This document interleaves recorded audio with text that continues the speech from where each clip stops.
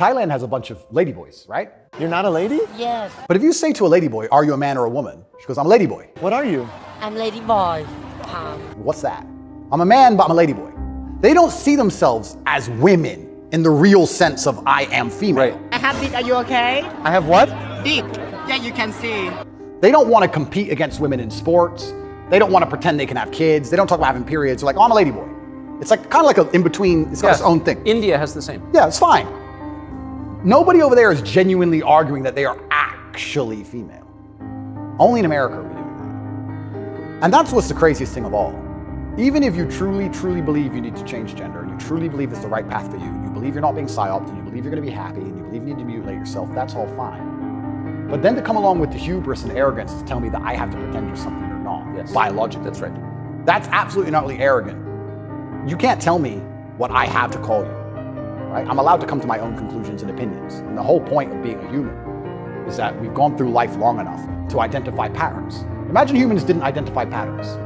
One person went, got ate by the lion, you watch it happen, then you go for a turn.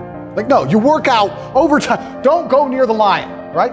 If I look at a person who's 6'4", muscularly built, right, with a big jaw and a beard, my brain and my life experience tells me that's quite often a man. That's Very often it is. very often. That's the conclusion I've come to.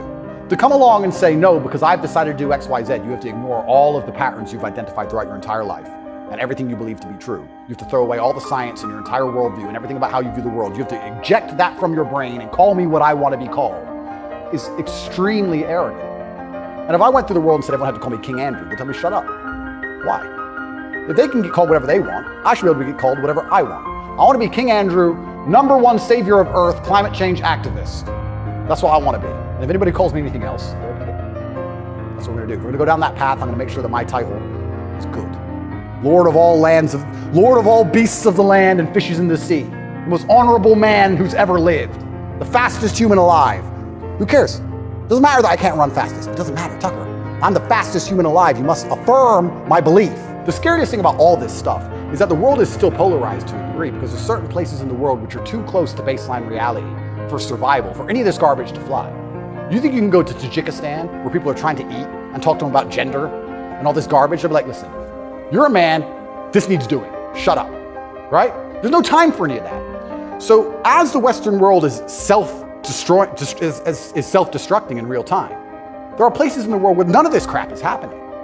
So who's going to own the world in 100, 200 years? Like, it's still competitive to a degree. It's still bipolar. There's two sides to the world. I think that when men are men and women are women and we stop arguing about dumb shit, that society overall is more competitive. I don't know how America is going to maintain its influence over the entire planet when it's doing all this garbage. How long can this possibly last?